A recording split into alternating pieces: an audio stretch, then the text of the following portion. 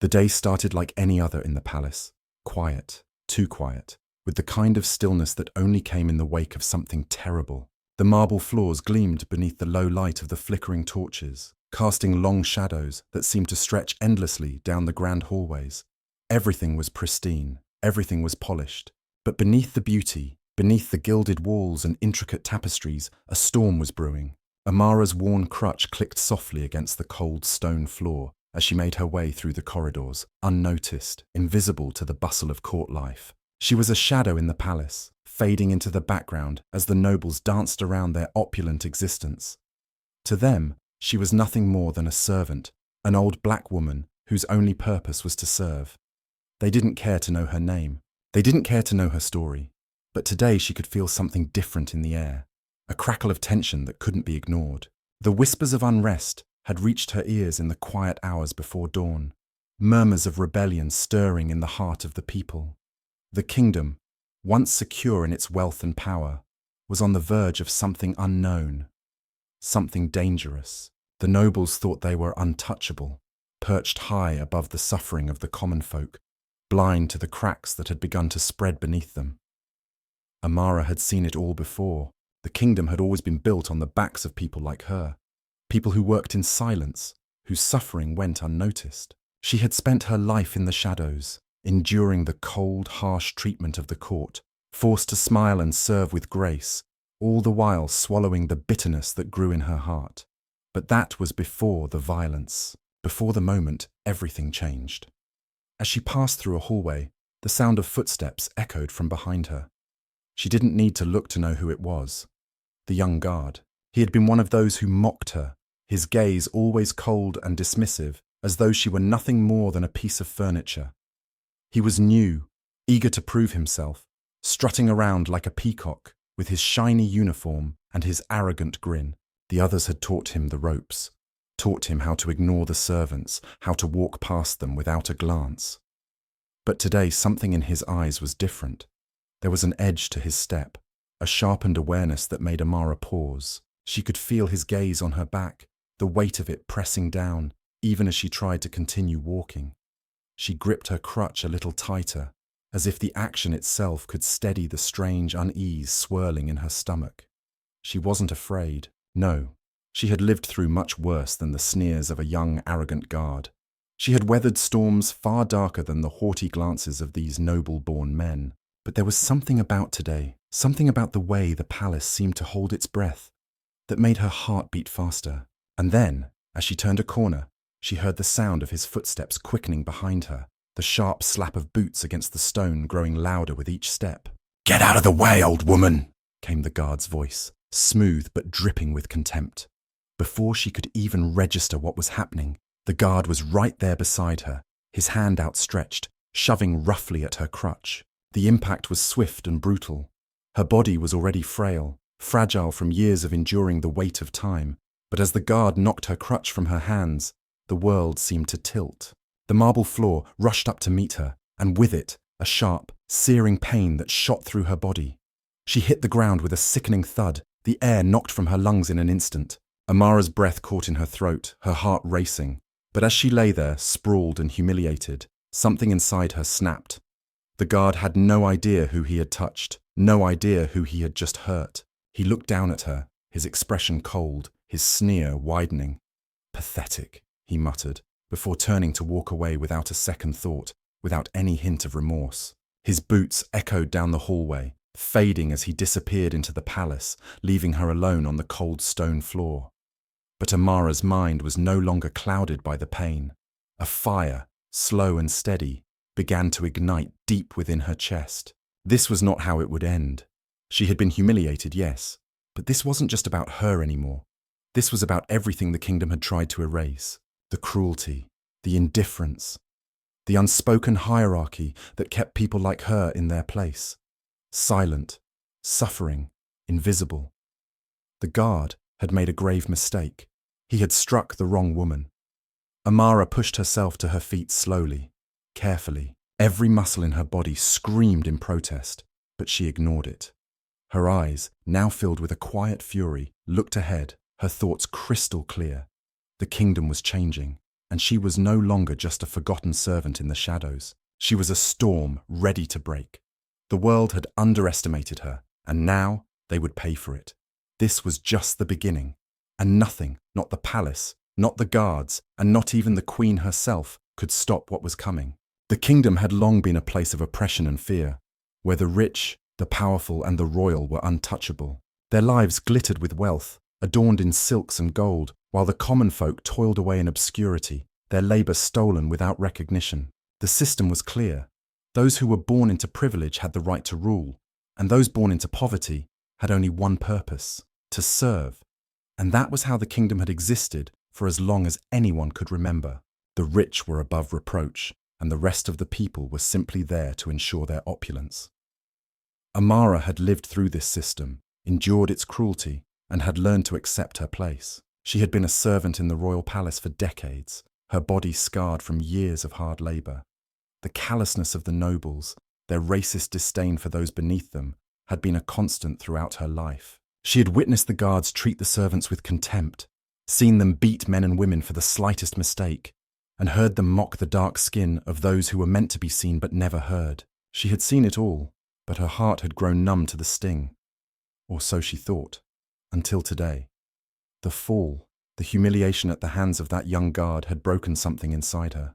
It wasn't the pain that stung so deeply, it was the reminder of how little she had ever mattered in their eyes. The years of cruel words and callous treatment had come rushing back. Every insult she had swallowed, every whispered racial slur, every sneer. It wasn't just about the pain of the fall, it was the reminder that in the eyes of the royal court, she was nothing. But as Amara limped back to her quarters that evening, the pain of the fall still gnawing at her body, something began to change. She wasn't going to let this go. She had endured enough in silence. She was tired of being invisible, tired of being spat upon and ignored, tired of being the forgotten. The palace, with all its grandeur, was a prison for those who lived within it. The high towers, the sweeping staircases, and the beautiful gardens were meant to mask the cruelty that lay beneath. It was a place where the truth of inequality was never spoken aloud, but always felt. Amara had seen the courtiers' faces, their arrogant smiles as they paraded their wealth, their perfect clothes, their gleaming jewels. They mocked the very idea that anyone could question the order of things. To them, it was a natural right to rule, to own, to destroy.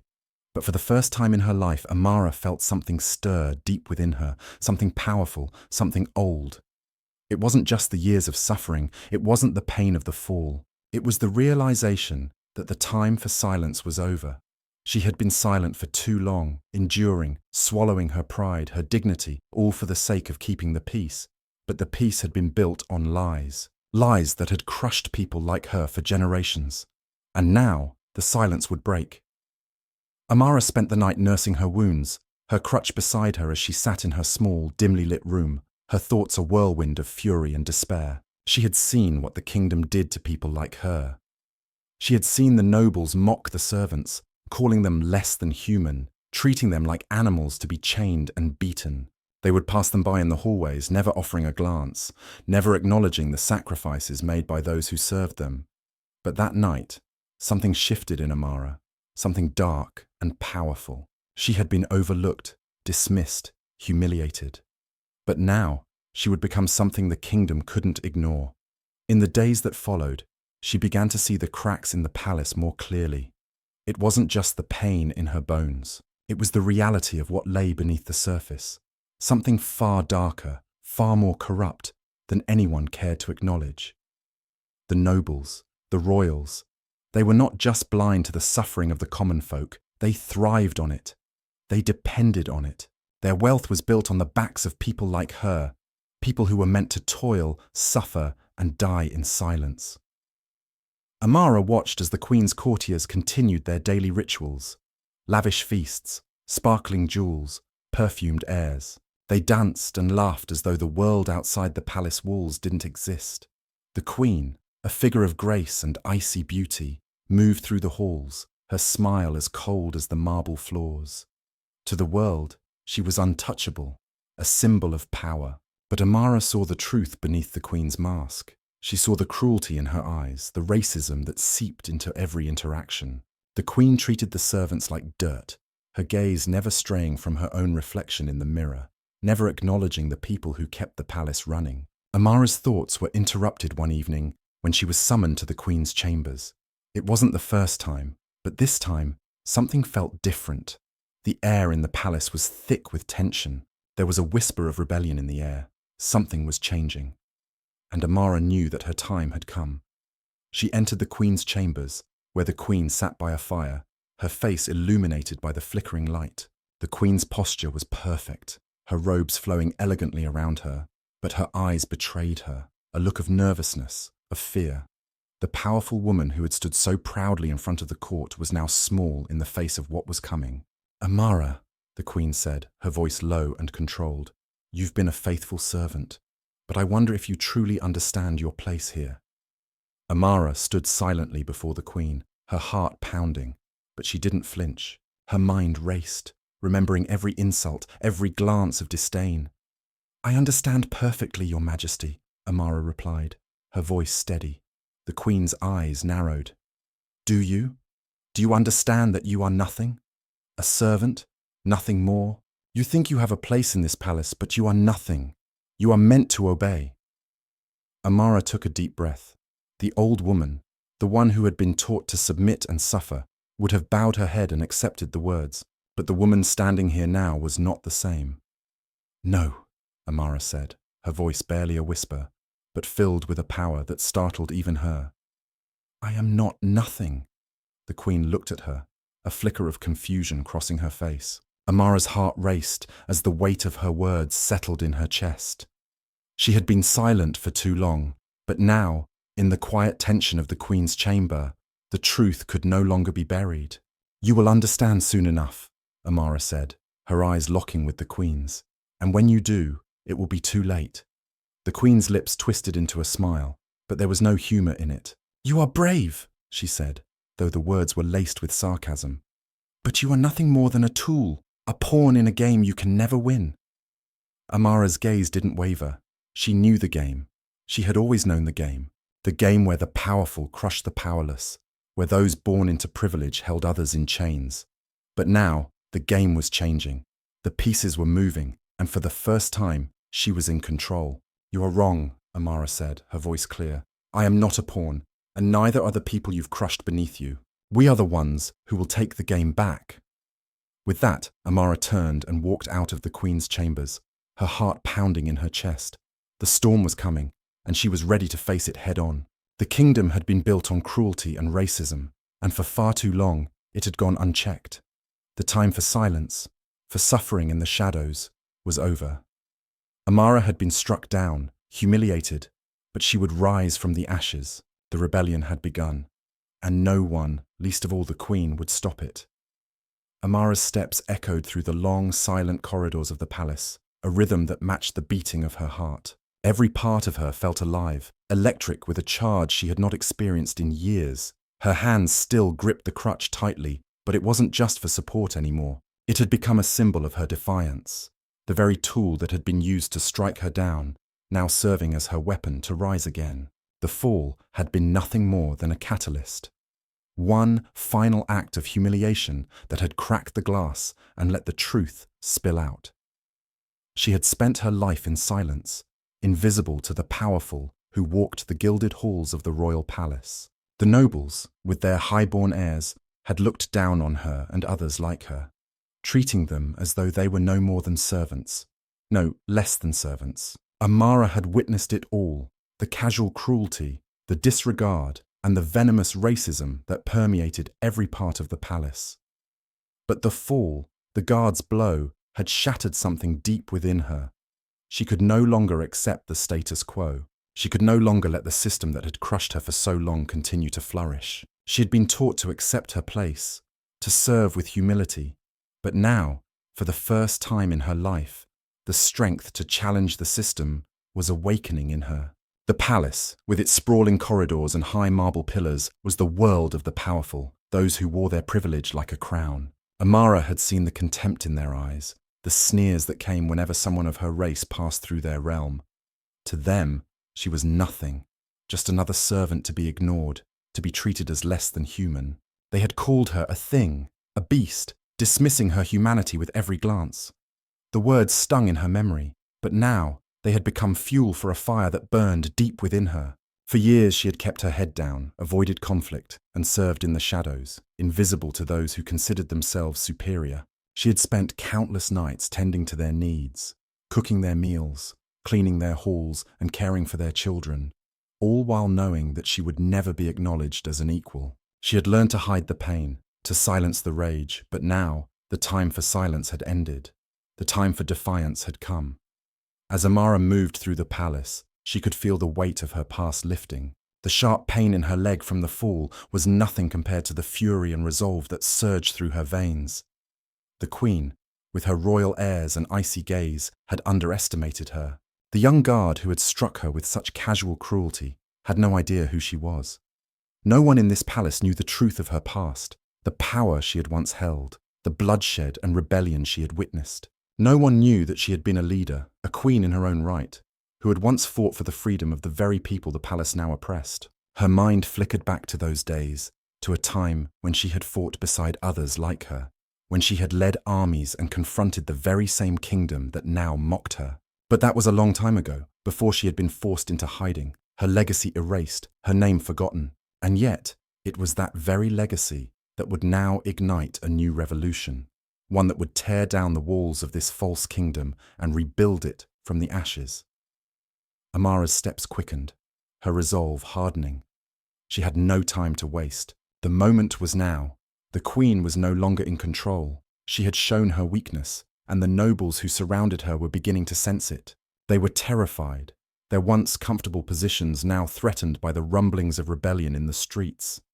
And yet, they continued to act as though the kingdom was still theirs to command. As Amara moved deeper into the palace, she could hear the faint hum of activity ahead. Whispers, the faint sound of laughter, the clinking of glass. She knew exactly where she was heading. The royal court was gathered in the banquet hall, their usual place of indulgence and decadence. It was where they sought to reassure themselves of their own superiority, where they celebrated their empty victories and mocked the suffering of those they considered beneath them. She could already see the nobles, dressed in their finest attire, their eyes glinting with arrogance, their voices rising in laughter. They had no idea what was coming. They were blind to the storm that was already gathering, the tide of anger that had been building in the streets, in the hearts of the people. The courtiers had no idea that the very system that had given them their power was on the brink of collapse. And Amara was the one who would bring it crashing down. She pushed open the grand doors to the banquet hall, and the noise within came to a sudden, stunned halt. The nobles froze, their eyes narrowing as they saw her standing in the doorway, her crutch gripped tightly in one hand. She could feel their gaze, the dismissive, superior stares that passed over her, as though she were an insignificant part of the scenery. But she didn't flinch. She had been treated like a shadow for far too long. Now, she was no longer invisible. "Ah, the servant arrives," one of the courtiers sneered, his voice dripping with sarcasm. "What is it you need this time, old woman?" Amara's eyes locked onto him, and she could feel the heat of her anger rise. They thought they could mock her. They thought they could treat her as less than human. They thought they could dismiss her with a sneer and a joke. But they had made a grave mistake. This was no longer a kingdom of obedient servants and indulgent nobles. This was a kingdom on the brink of collapse. "I need nothing from you," Amara said, her voice calm but filled with a quiet fury that sent a shiver down the courtiers' spines. "But you will all come to realize that the kingdom you built on lies and suffering is coming to an end." The room was silent now, all eyes on her. The nobles shifted uneasily, exchanging confused glances. It was as though they were seeing her for the first time, really seeing her, not as a servant, not as an invisible woman, but as someone who had finally stepped out of the shadows. The queen, sitting at the head of the table, watched her closely, her face a mask of calm, though Amara could see the flicker of fear in her eyes. The queen had never seen her like this before. She had never seen Amara stand tall, unbowed and defiant. The time for playing her games was over. "You speak of things you do not understand," the queen said, her voice steady, but her hands trembling ever so slightly as they rested on the table. You think you can change the fate of this kingdom? You, a servant?" Amara's gaze hardened. "I know exactly what I'm doing, and I know exactly what I'm talking about." The Queen's lips curled into a tight smile, but there was no humor in it. "You are nothing but a relic of the past," she said, her voice cold and dismissive. "You cannot touch what we have built." "Built?" Amara's voice rang through the hall. "You built nothing. You destroyed everything. And now you will pay for it." The courtiers shifted uncomfortably in their seats, unsure whether to speak or remain silent. They had seen the Queen's power, had felt it firsthand in the crushing weight of her authority, but now, for the first time, they saw that power slipping away. They saw a woman who had once been nothing more than a servant rising to challenge them all. Amara's words were a warning, not just to the Queen, but to everyone in that room. The time of silence was over. The time of suffering was over. The kingdom, built on the backs of the oppressed, was falling, and she was the one who would bring it down. "I've lived in your shadows for too long," Amara said, her voice steady and resolute. "But now you will see what happens when the forgotten rise." The Queen's eyes flashed with a cold fury, but she knew, as Amara did, that the kingdom was changing. The old world was dying, and a new world was about to take its place. Amara turned to leave, her crutch tapping sharply against the marble floor, the sound of it echoing through the room like a drumbeat signaling the end of the old regime. The rebellion had begun, and nothing, not the Queen, not the courtiers, and certainly not the kingdom they had built, could stop it now. Let's take a brief pause here. We'd love to hear from you. Where are you listening to our stories from? Have you ever experienced anything similar in your life? Your thoughts and experiences are incredibly important to us, and they help us create more meaningful content. If you're enjoying the journey so far, don't forget to subscribe to stay updated. Thank you for being with us, and we'll continue the story now. The kingdom was in turmoil. It was subtle at first, like a ripple through a still pond. But as the days passed, the ripple grew into something far more dangerous, a tidal wave of rebellion and anger, fed by years of oppression and suffering. The palace, once an emblem of power and invulnerability, was starting to show the first signs of its cracks. The people, those who had been forced to serve, to suffer in silence, were beginning to rise up. And at the heart of it all was Amara. The moment she had spoken in the banquet hall, the shift had begun. It was as though the weight of the words she had spoken had reverberated through the very walls of the palace, reaching the ears of those who had always been silent. She had dared to stand against the Queen, dared to defy the system that had kept her oppressed for so long. But that was only the beginning. Amara's footsteps echoed through the grand hallways of the palace, a stark contrast to the muffled sound of the nobles' laughter that had once filled these same spaces.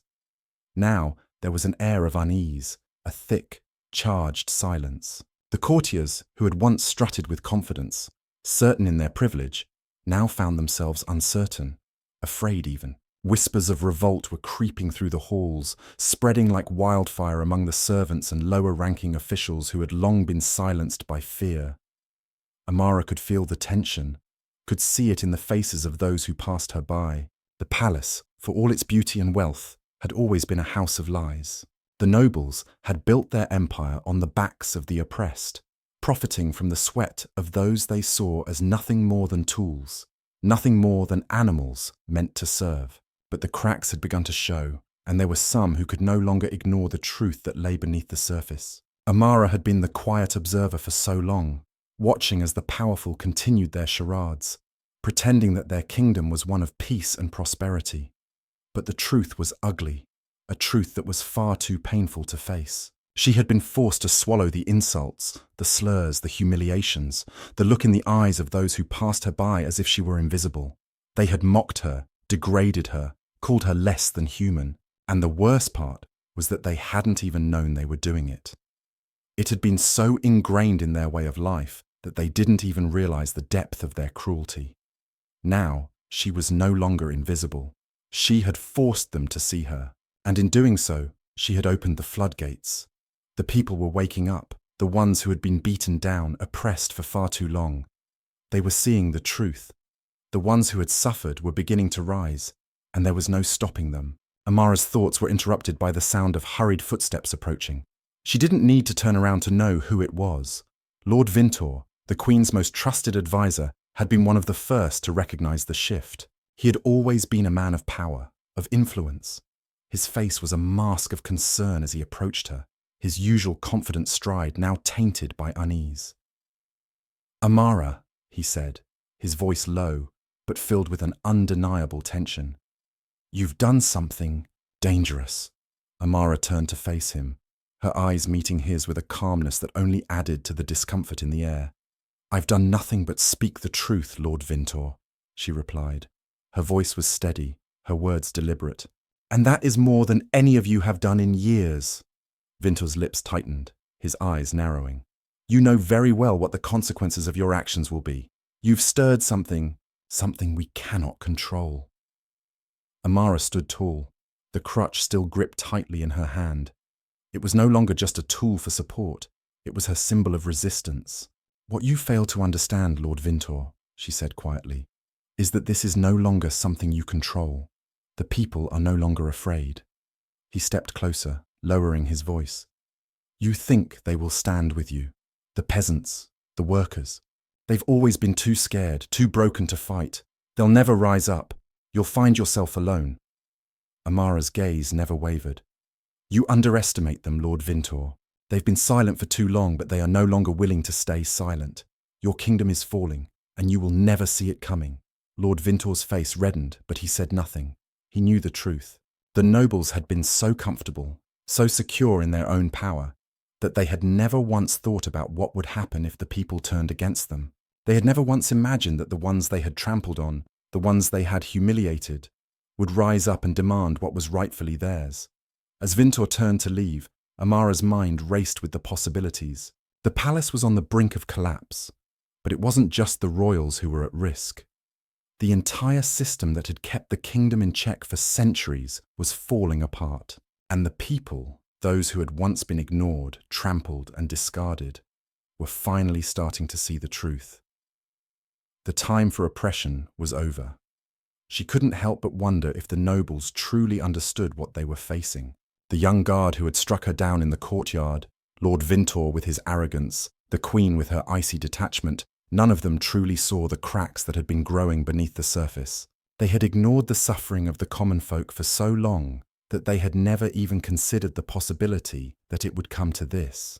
They had been so sure of their superiority, so comfortable in their power, that they had never stopped to think about what would happen when those they oppressed finally stood up and demanded their own voice. As Amara walked through the palace once more, she couldn't help but notice how the air had changed. The once stifling silence that had always been a part of the royal court was now filled with tension, with the quiet whispers of those who knew what was coming. The courtiers no longer walked with the same arrogance in their step. There was an unease in the way they carried themselves, a nervousness that had never been there before. And in the distance, she could hear the sounds of the people. They were gathering, murmuring in the streets, their voices rising with the promise of revolution.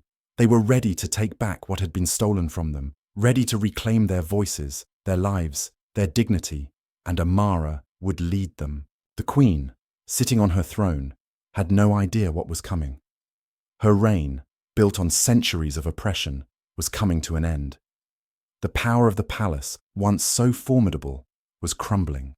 It was only a matter of time before the truth was exposed, before the people tore down the walls of the kingdom and built something new. Amara could feel the weight of it all, the weight of history, of the struggle, of the suffering, but she also felt the strength of something else, the fire of rebellion, the spark of change that had been ignited in the hearts of the people.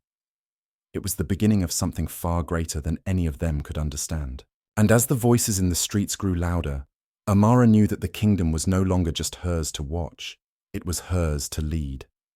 The time for silence had passed. The time for change had come. The morning after Amara's confrontation with Lord Vintor, the palace felt different. It was as if the air itself had thickened, laden with the weight of impending change. The stillness was almost oppressive, hanging like a shroud over the once glittering halls. The courtiers had returned to their games and idle chatter, but the smiles were forced, the laughter hollow. The powerful, who once moved with such arrogance through the palace, now walked with eyes darting nervously, as if waiting for something they could not predict, but feared nonetheless. Amara's mind churned as she moved through the corridors, her crutch tapping softly against the marble floors. The days of being unnoticed, of serving in the shadows, were over. She could feel the tension in the air, a current running through the palace that no one seemed to acknowledge directly, but she knew, she could sense it. The guards had begun to watch the halls more closely, the whispers had gotten louder, and even the servants seemed to move with a sense of urgency. The people were waking up, their eyes opening to the reality of their oppression. But it wasn't just the common folk who were starting to feel the cracks, the nobles, the courtiers, the men and women who had once moved with absolute certainty of their place in the world were beginning to feel the tremors of a shift they hadn't anticipated. The arrogance that had once radiated from them like perfume was fading, replaced by something far less graceful: fear. The system they had built, the one they had relied on for centuries, was faltering. And at the heart of it all was Amara. She had been nothing but a shadow in the court for so long, but now she was the ghost they couldn't escape. She had started the first fire, and it was spreading faster than they realized. Amara's path through the palace took her to the servants' quarters, the one place where the tension wasn't as thick, but the air was still charged with the same unease. The other servants were starting to whisper, their eyes flicking nervously to her as she passed. There was a change in the way they looked at her, as though they too were beginning to sense the shift. Her mind drifted back to the events of the previous night, when the guard had struck her down in the courtyard. He hadn't known who he had touched, hadn't realized the gravity of his actions. But in that moment, the power dynamics had shifted. For the first time in her life, Amara wasn't just a servant. She wasn't just the old woman that the nobles dismissed, or the invisible figure who cleaned their floors and prepared their meals. She was something more. And the guard, in his arrogance, had unknowingly awakened something inside her, something that would burn through the palace and reshape the very core of the kingdom. Amara moved quietly through the back halls, unnoticed, her presence still largely ignored by the courtiers who bustled in the more visible parts of the palace. But there was something different in the way they passed her by now. Their eyes lingered just a little longer, their expressions just a little more cautious. They didn't see her as the old woman she had once been.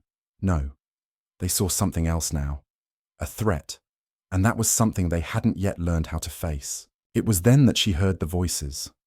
Low, hushed whispers floating through the servants' hall, filling the air with rumors. She paused, pretending to busy herself with a dish of flowers she had been asked to arrange, listening carefully as the conversation continued.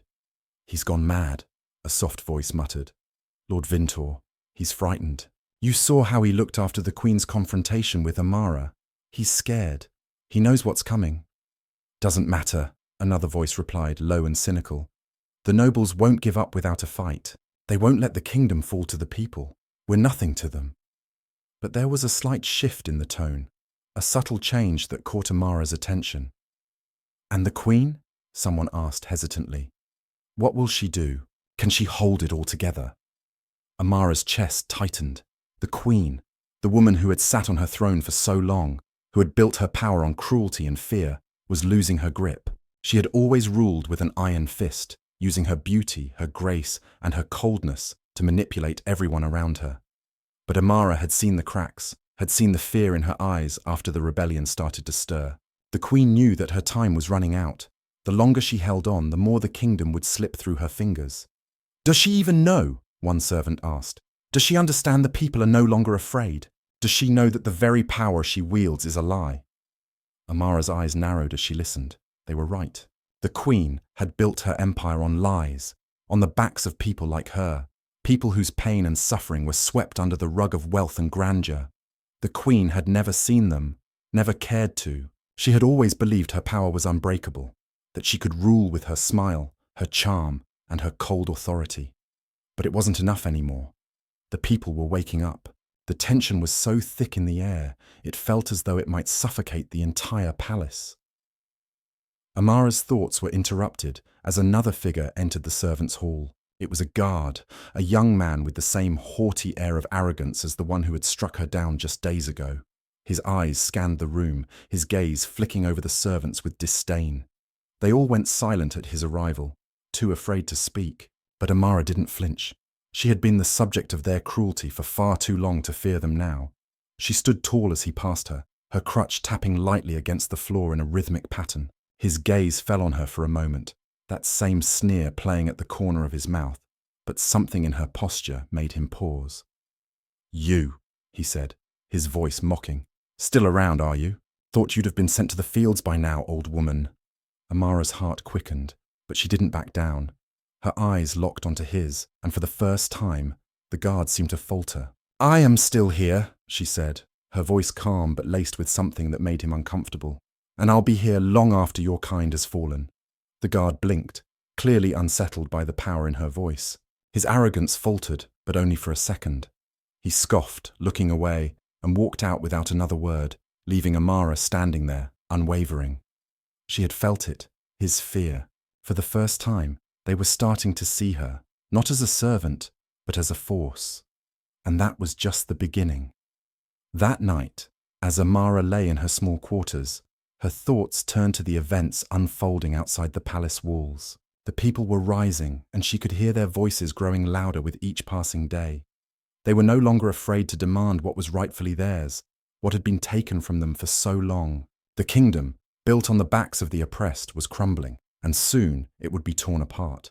But she couldn't let herself be distracted by the chaos in the streets. The true battle was here, within the palace. It was not just about the queen or the nobles. It was about the system itself, the system that had created this inequality, that had built an empire on the pain of others. And Amara knew it was time to bring that system down. The next morning she set to work with a sense of purpose. There was no time to waste. She had seen the cracks in the palace, seen the fear in the faces of the courtiers. They were divided, unsure of how to hold on to their power. And that was Amara's advantage. The queen's empire was falling apart from within, and soon there would be no one left to stop her. Her crutch clicked steadily against the marble floors as she walked through the palace once again, this time with a clear goal in mind. She would gather her allies. She would rally those who had been silenced, those who had been forced into submission, and together they would tear down the walls of the kingdom. The time for rebellion had come, and Amara was ready to lead it. The night was thick with tension, and the palace was unusually quiet. The usual sounds of music, laughter, and the rustle of noble clothing had died down, replaced by a hushed atmosphere that filled the halls with an almost suffocating sense of anticipation. The storm Amara had sensed, a revolution on the rise, had grown stronger.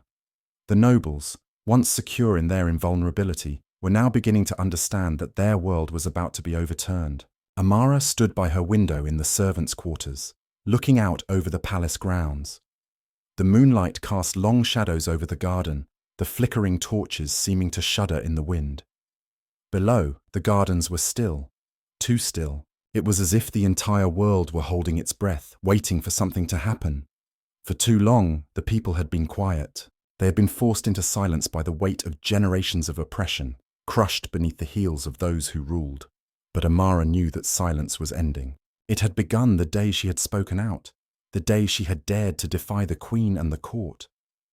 The people were no longer content to cower in the shadows. They were no longer willing to let the system of cruelty and racism continue unchecked. And Amara, once a mere servant, was now the spark that had ignited their fury. She felt the weight of it, the responsibility. It wasn't just about her anymore. It was about them, the people she had silently stood with, the ones who had always been made to feel less than human, less than animal, just because of the color of their skin. Amara's hands tightened around the worn crutch in her hand, the tool she had used to support her frail body, now a symbol of resistance, of strength. She had suffered too long at the hands of the powerful. The guards, the courtiers, the nobles, they had all treated her as something less than human. But now they would pay for their cruelty. The world they had built was about to come crashing down. The flames of revolution were spreading through the streets like wildfire, and Amara could feel the pulse of it in her bones.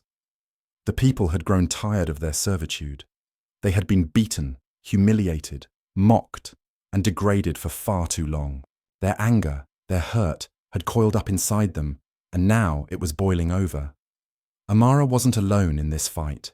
There were those among the servants, those who had long been invisible to the nobles, who had begun to speak up. They had felt the same rage, the same desire for justice, but they had been too afraid to act. Not anymore. Amara had become their symbol of defiance. She had shown them that they didn't have to cower. They didn't have to hide in the shadows. She turned away from the window, her resolve hardening. It was time to act. She couldn't wait any longer. The nobles were too comfortable in their ivory towers, too certain that they could keep the people in check with their money, their power, and their status. But they were wrong. The people had learned to be silent, but they had also learned how to rise. And soon, they would show the kingdom that the reign of the royals was over. Amara made her way through the hallways, her crutch tapping steadily against the cold, polished floors. She passed by the noble quarters, the rooms that had once been so full of laughter, conversation, and indulgence. Now, the rooms were eerily silent. She could hear the faint murmurs of the courtiers behind their closed doors, their voices filled with uncertainty and fear. They knew what was coming, but they had no idea how to stop it. The guards, too, had become more alert. The rebellion, though still in its infancy, was beginning to spread. They had heard the rumors, felt the unease in the air. Amara knew that the time to act had come. The rebellion wasn't just about justice. It was about survival. The queen, the courtiers, the nobles, they had no idea that their grip on power had already begun to slip. They had been too comfortable, too certain that their place in the world was unshakable. But Amara had broken the silence, and now nothing would stop what was coming. She entered a small, dimly lit room at the far end of the corridor, where a few trusted servants waited for her. Their faces were grim, their eyes filled with a quiet, burning resolve. They had been waiting for her, their leader, their symbol of defiance. Amara had been their beacon of hope, and they had begun to gather around her, prepared to take on the powerful forces that had held them in chains for so long. "Is everything ready?" Amara asked, her voice steady, her eyes meeting those of her comrades. She knew the danger they were all in, but she also knew that this was their only chance. If they didn't act now, nothing would change. They would remain nothing more than tools, their lives worth less than the gold and jewels the nobles wore around their necks. "We're ready," one of the servants replied, his voice low but filled with conviction. "The people are with us. They've had enough." Amara nodded. She knew that the people were ready. They had suffered for too long, and their anger was reaching a boiling point. But it wasn't just about revenge. This wasn't a fight for vengeance. This was a fight for equality, for dignity, for the right to be seen, to be heard, and to be treated as human. "The time for silence is over," Amara said, her voice rising with strength. "We will take back what is ours. We will tear down the walls that have kept us in chains, and we will build something better. A world where no one is judged by the color of their skin, where no one is treated as less than human. This kingdom was built on the backs of the oppressed, and now we will rise to claim what is ours." The servants around her nodded, their faces filled with determination. They had suffered at the hands of the powerful for far too long, and now they were ready to fight back. They had seen the queen's cruelty, the way she had treated them like animals, like things to be discarded. They had been invisible for too long, but not anymore. Amara turned toward the door, her crutch tapping against the floor. "Let's make our move. It's time to show them who we really are." As she made her way toward the palace gates, she felt the weight of history upon her. The queen, the nobles, the guards, they had all underestimated her. They had thought her weak, thought her invisible. But now, Amara was no longer just a servant. She was a force, a storm ready to tear through the heart of the kingdom. The people were rising, and Amara would lead them. It was time to change the kingdom. It was time to bring the old world down and build something new. And with every step she took, Amara knew that nothing could stop what was about to unfold. The revolution was no longer a whisper. It was a roar, and it was coming for them all. The air in the palace had shifted once again. It was no longer the heavy silence that had marked the days of uncertainty. It had become an air thick with dread. Every step Amara took through the once gleaming corridors felt like it reverberated through the walls, stirring the dust of a past that had long been buried under the weight of the nobles' indulgence. Their days of control, their reign of superiority, were coming to an end.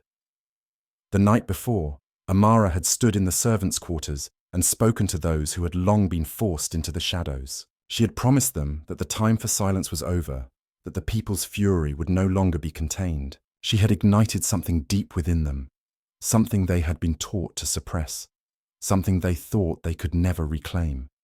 Their own voices. Now they were ready to rise. But the palace, with all its cold stone and splendor, was a place of quiet resistance. The higher up you went, the more oppressive the silence became. The court still carried on with its usual charade, the feasts, the endless talk of alliances, of wealth, of power. Yet, as Amara watched from the corners, she saw it in their eyes. The nobles who once walked with the certainty of gods were now beginning to falter. Their hands shook as they drank their wine, their smiles no longer as bright as they once were. As Amara moved deeper into the heart of the palace, she knew that the battle wasn't just against the queen or her courtiers. No, this was a fight for the very soul of the kingdom. It wasn't enough to overthrow a monarchy. It was about dismantling the system itself, the web of lies, racism, and cruelty that had been woven for centuries. The people had been told they were nothing, that they existed only to serve, only to obey. They had been kept in their place, silenced with the threat of violence and humiliation. The time for that was over. Amara walked through the halls with a newfound confidence. Her eyes, once filled with fear, now burned with a quiet, unstoppable fury. Her crutch was no longer just a support for her aging body, it was a symbol of resilience. Every bruise, every scar, was a mark of survival, and she had survived too long to be silenced now. Her path led her to the royal dining hall, where the courtiers were gathered once again, oblivious to the storm that was about to hit them. They sat around the grand table, their voices filled with arrogance as they discussed plans for alliances, the latest gossip, and what new ways they could profit from the suffering of others. They never once considered that the kingdom was crumbling beneath their feet, that the very foundation of their power was being torn apart by the people they had dismissed, degraded, and humiliated. Amara stood at the entrance of the dining hall, her eyes scanning the room. She saw the familiar faces, the noblemen with their sharp suits, the noblewomen with their painted faces and delicate hands that had never known hard work. Their eyes met hers, but they didn't really see her. They never had. She was the help, the invisible one. To them, she was a tool to be used, nothing more. Her heart pounded in her chest as she stepped into the room. The chatter faltered as the nobles looked up, their eyes narrowing with annoyance at the intrusion. Amara could feel their gaze, the disdain, the arrogance, the belief that they were above her. They saw her for what she had been, just another servant, but they didn't know who she was now. "Amara," Lord Vintor said, his voice dripping with condescension. "What brings you here?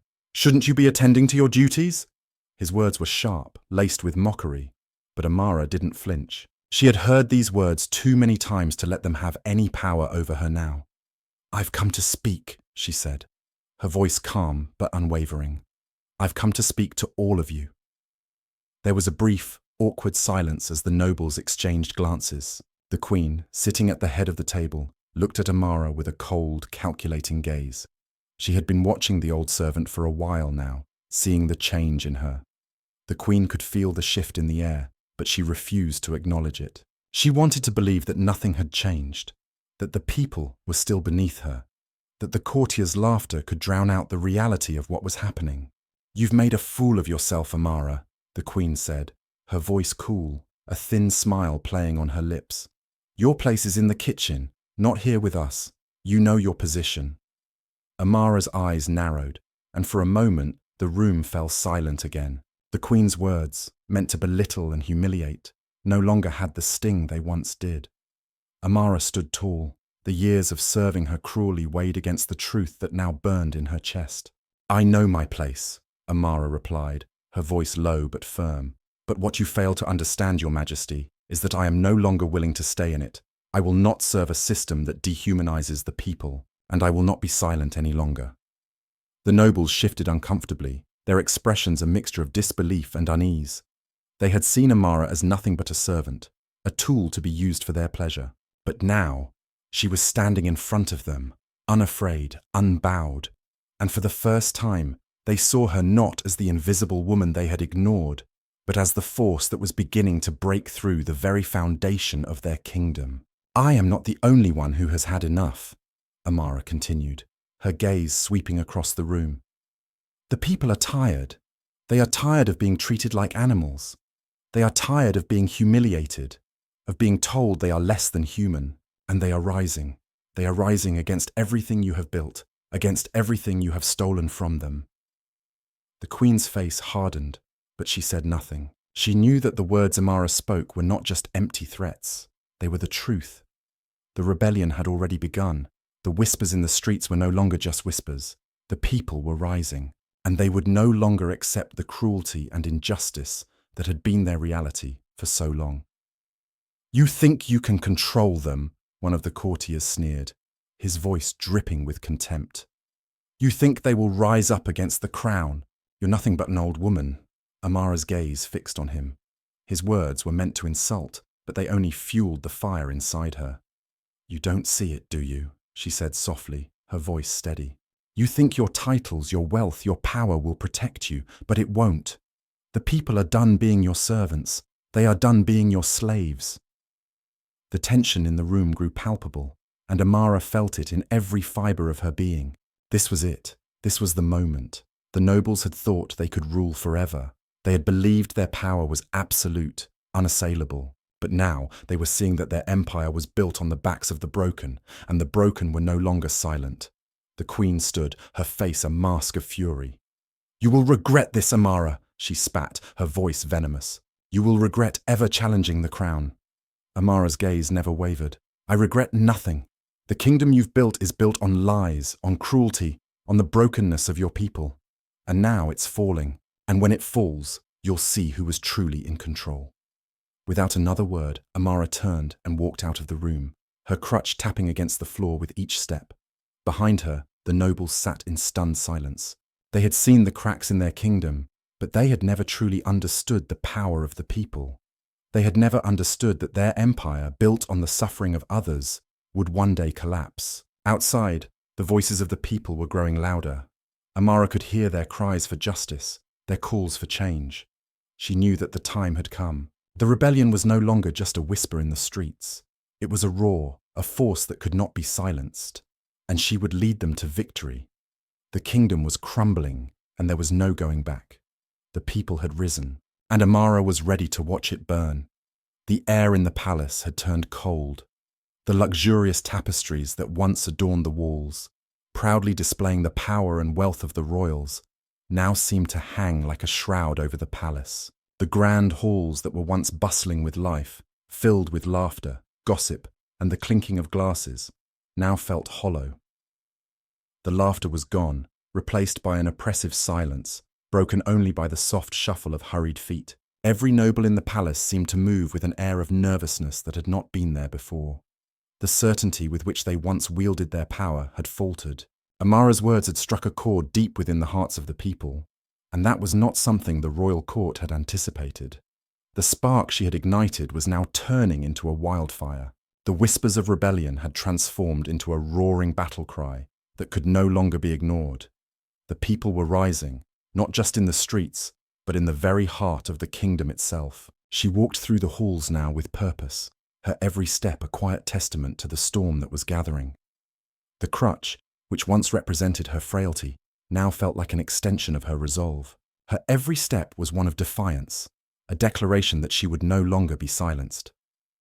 The guards that passed her in the corridors, who once ignored her or sneered in contempt, now looked at her with unease, the same unease that rippled through the courtiers as they passed her in the hallways. Amara had broken the silence that had kept the palace in order for so long, and now it was cracking under the pressure of her words, her actions, and her resolve. But it wasn't just the nobility who were feeling the weight of the change. The Queen, sitting on her throne as though nothing had changed, had begun to unravel. Her once cold demeanour, so sure and unyielding, was now tinged with fear. She could feel it in the air, the tremors of the world around her collapsing. The power she had wielded for so long, built on cruelty and manipulation, was slipping away, and she could do nothing to stop it. Amara had seen it all, the Queen's icy gaze, the way she treated those she considered beneath her, The way she dismissed their pain as though it were nothing. The people had been broken under the Queen's rule, and Amara knew that she could never let that stand. The Queen had created a kingdom built on the backs of the oppressed, and now the people were fighting back. They would no longer be crushed under her heel. The time for silence, for humiliation, for servitude was over. The rebellion that Amara had sparked in the hearts of the people had grown stronger. The streets were filled with chants of freedom, with cries for justice. The very walls of the kingdom were shaking under the pressure of the uprising. The nobles, who had once been untouchable, now walked with eyes cast downward, afraid of the people they had so long disregarded. The air in the palace was thick with the tension of impending change, and the scent of fear had begun to fill every corner of the once glorious halls. Amara had spent her entire life serving the royals, enduring their insults, their cruelty, their blatant racism. She had been invisible to them, just another servant, just another piece of the machine that kept their world running. They had treated her as less than human, made her feel small, insignificant. But now she was no longer just a servant. She was the one who had set the wheels of change into motion, and the time for change was at hand. As Amara approached the royal chambers, she saw the Queen's guards standing outside, their expressions tight with unease. They too could feel the tension in the air. The Queen had always been their protector, their symbol of power, but even they could sense that her reign was coming to an end. They were no longer sure of what the future held, and it showed in the way they held their weapons a little tighter, in the way their eyes flicked nervously toward Amara as she passed. Inside the Queen's chambers, the Queen herself sat by the window, her back to the door. Her face was pale, her brow furrowed in concentration, as though she were trying to make sense of the world that was quickly slipping out of her control. The Queen had always been poised, unshakable, the perfect picture of royalty. But now, she was just a woman, frightened by the very reality she had created. Amara entered the room, and the Queen turned slowly, her eyes narrowing as she saw her. There was no surprise in the Queen's expression, just a cold, calculating look. She had known this moment would come, had always known that the walls she had built around herself would eventually crumble. But it didn't stop the fear from creeping in. "You," the Queen said, her voice laced with venom, "still here after all this time. You think you can bring down my kingdom, a kingdom built on blood and sacrifice. You're nothing but an old woman." Amara didn't flinch. The Queen's words, meant to hurt, meant to degrade, no longer had the same power over her. She had been called much worse in her life, insults, slurs, words meant to strip away her humanity. But she was done letting them control her. She had faced worse than the Queen's venomous tongue. She had survived for years under the oppressive weight of the very system the Queen had built. "I am nothing but an old woman, Your Majesty," Amara said, her voice steady. "But even the oldest trees can topple the mightiest walls." The Queen's eyes flashed with anger, but there was something else there too. Something darker, something that told Amara that the Queen, for all her cruelty, was afraid. She could sense it in the way her hands trembled slightly as she clasped them in front of her. "You think the people will rise up?" The Queen sneered. "They've always been nothing but slaves, nothing but tools to serve us. They know their place." "No," Amara said, her voice firm. "They don't know their place anymore, and neither do you." The Queen stood suddenly, her chair scraping loudly against the stone floor. "You've made a fool of yourself, Amara," she hissed. "Do you honestly think the people will follow you? They are nothing without us, without me. You can't change their fate. You can't change what has been set in motion." Amara stepped closer, her eyes never leaving the Queen's. "You've spent so long building your empire on their backs that you never once stopped to see who you were stepping on. You treated them like animals, like things, and you thought you were untouchable. But now, you're going to see what happens when those you've crushed rise up." The Queen's face twisted with rage. "You don't know what you're doing. The nobles won't let this happen. The guards won't let this happen." Amara smiled, her expression a mixture of bitterness and resolve. "The nobles? The guards? You've already lost them. They may still follow you, but they don't fear you anymore. They fear what you've become, what your kingdom has become. A house built on lies, on oppression. And it's crumbling, Your Majesty. It's crumbling, and nothing can stop it now." The Queen took a step back, her face now pale, her eyes wide with fear. She opened her mouth to speak, but no words came out. It was as though she was searching for something to hold on to, something to grasp in the face of the truth that Amara had laid bare. "The people will rise," Amara said, her voice soft but filled with conviction. "And when they do, they will tear your kingdom apart. And you will be the one to watch as everything you've built falls to the ground." For a long moment, neither of them spoke. The silence in the room was heavy, filled with the weight of what was to come. The Queen's gaze shifted from Amara to the empty space behind her, as though searching for an escape, for a way out of the nightmare that was closing in around her. But there was no escape. The people had already begun to rise. The walls of the kingdom had already started to crumble, and Amara would be the one to watch it all fall. "Your reign is over," Amara said, her voice a whisper, but it was enough. "And the world you've built on suffering will burn." And with that, Amara turned and walked out of the Queen's chambers, her footsteps echoing in the silence. Behind her, the Queen stood frozen, staring at the door, the realization settling in. She was no longer in control. The people were no longer afraid. The kingdom was crumbling, and there was nothing anyone could do to stop it. The kingdom had begun to feel like a pressure cooker, its seams straining against the immense heat that had been building for so long. The sounds of rebellion were growing louder each day, spreading like wildfire through the streets. The city was changing, and so was the palace. What had once seemed like an unshakable empire was now filled with a quiet, simmering tension. The air was thick with fear and anticipation, and nowhere was this more palpable than within the palace walls. Amara, though still marked by the years of servitude, had never felt more alive. The rebellion had become something more than just an act of resistance.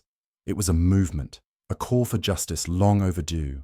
Every step she took, every word she spoke, felt like a step closer to the ultimate truth being revealed. And yet, as the kingdom cracked, she knew the real challenge was not just to bring the Queen and her courtiers to their knees, but to bring about a world where the people, the ones who had been cast aside for so long, would finally be seen as equals. The Queen, once the epitome of grace and control, was no longer the towering figure she had once been.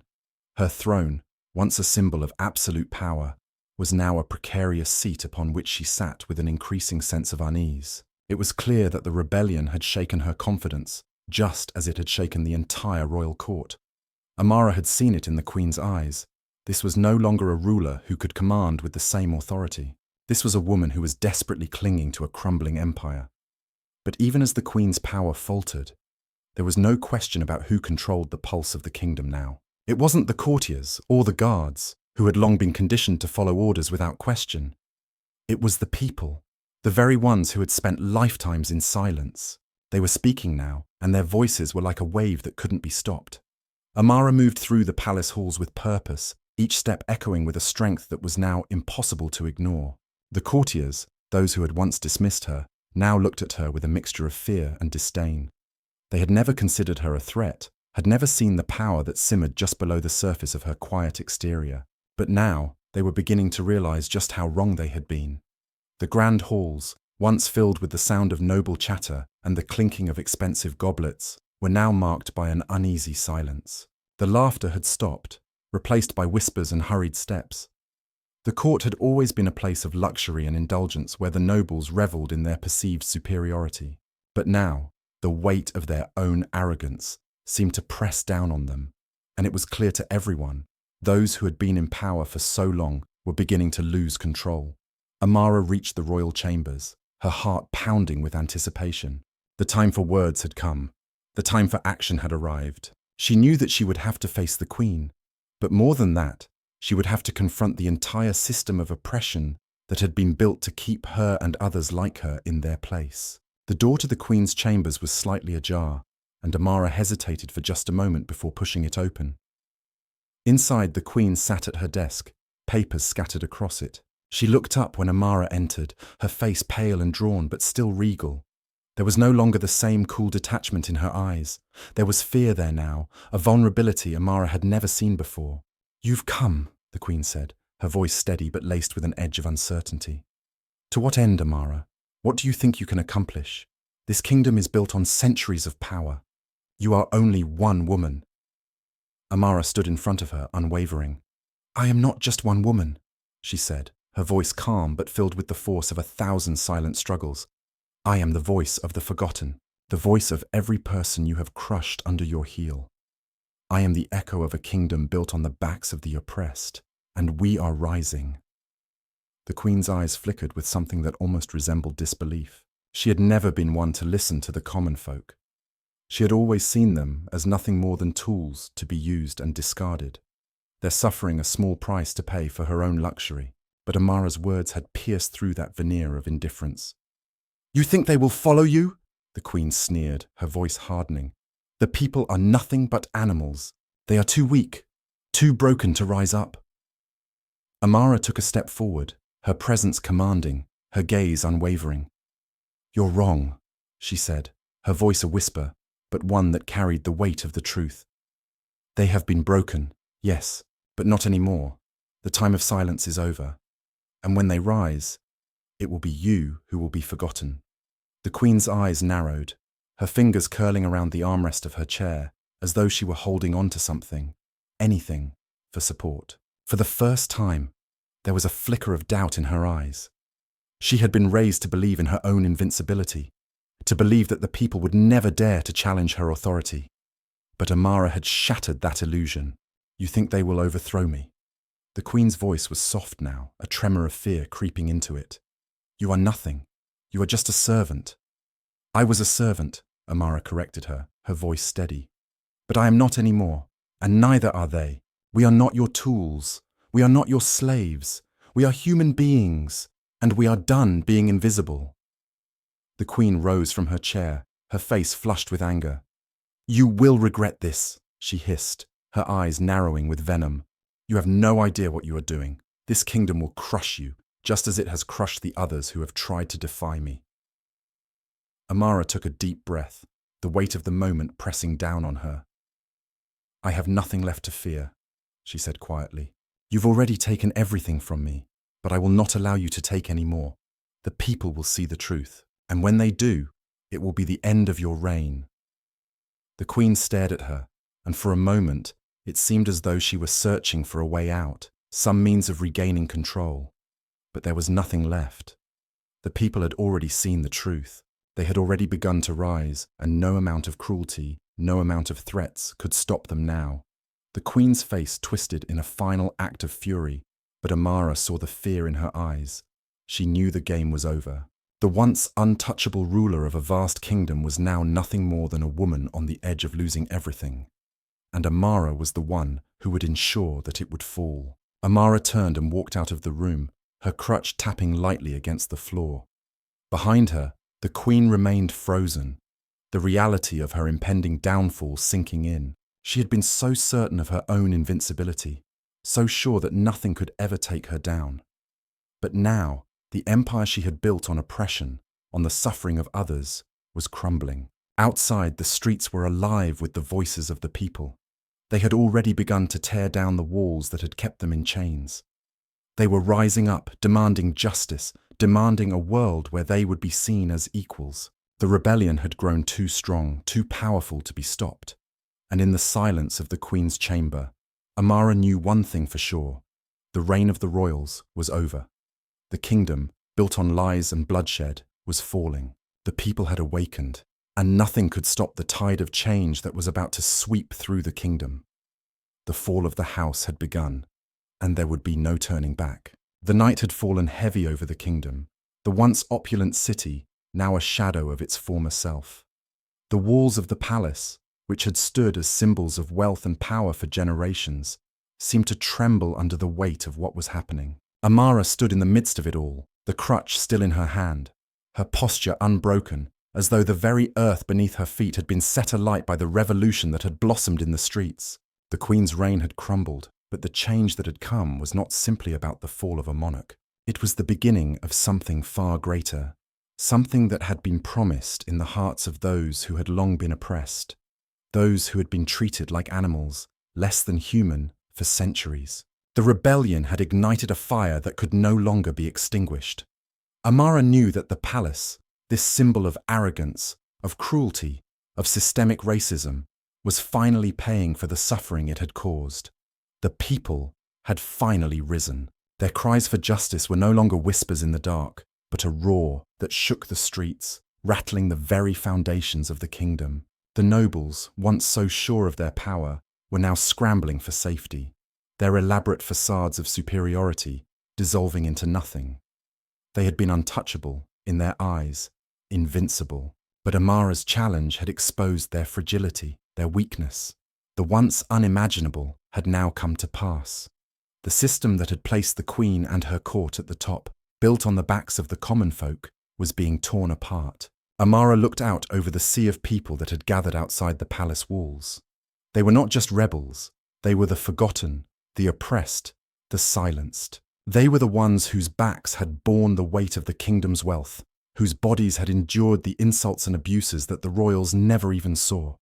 But now they had found their voices, and they had found their strength. For so long, they had been told they were nothing, told they were less than human, told they had no value beyond the labor they provided, beyond the sweat they bled for the comfort of the elite.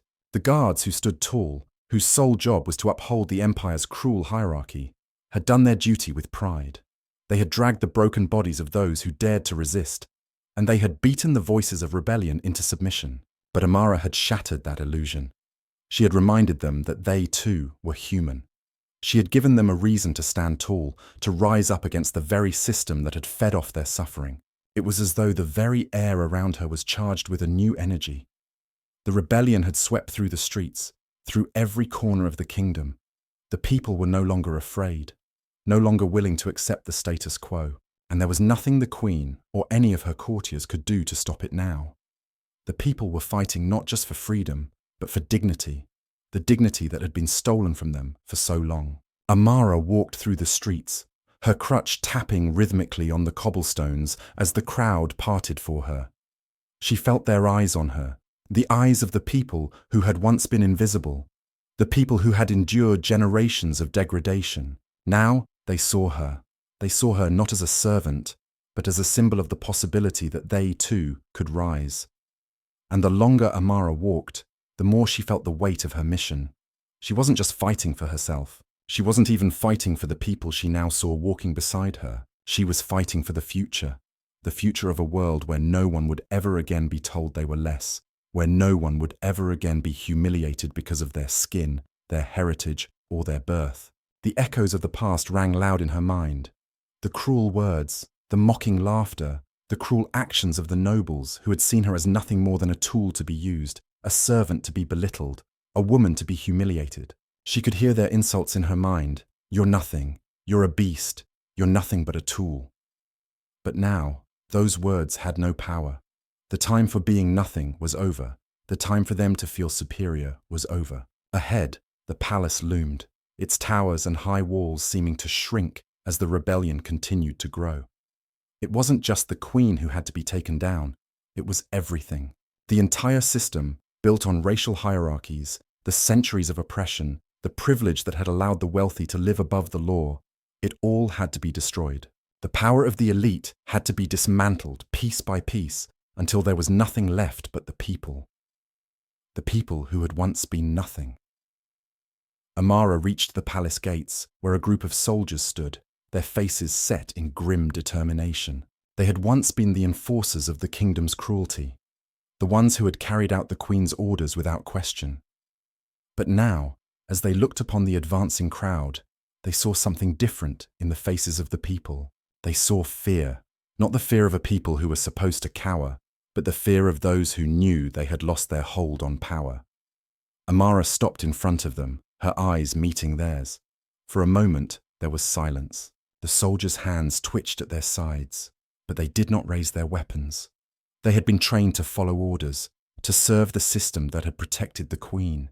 But now, in the face of the people's wrath, they were beginning to understand the truth, that the system was not as strong as they had once believed. The kingdom that had been built on the backs of the oppressed was no longer going to stand. Amara's voice rose above the murmurs of the crowd. "This is not a fight of vengeance," she said, her voice carrying the weight of everything she had endured, of everything the people had suffered. "This is a fight for justice, for equality,